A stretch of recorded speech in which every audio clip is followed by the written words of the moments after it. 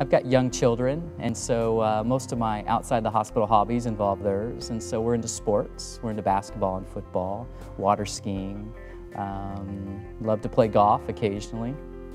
I think she describes me as committed to work. She's very understanding, and I think that she understands that sometimes work is going to take longer, and my commitment to patients is going to mean potentially time away from home. I would say I'm someone that listens to their problems, who's always available for their issues if there are any post-operatively.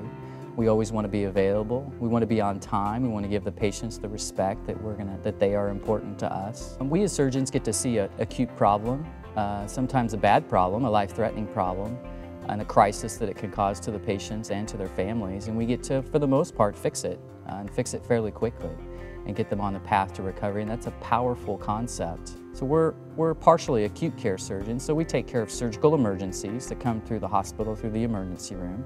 And then we do lots of oncologic surgery, cancer surgery to the breast and the colon and the skin.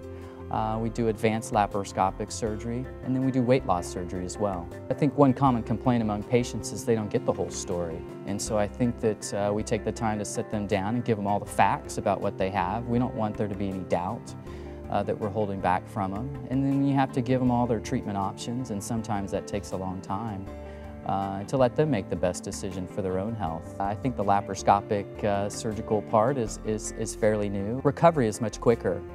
Pain is much less. Complications are lower because patients are able to get up and move much faster. We get patients back to work in a week as opposed to 6 weeks. And they're up and walking around immediately. They can get back to their life. It's good for their mental well-being as well.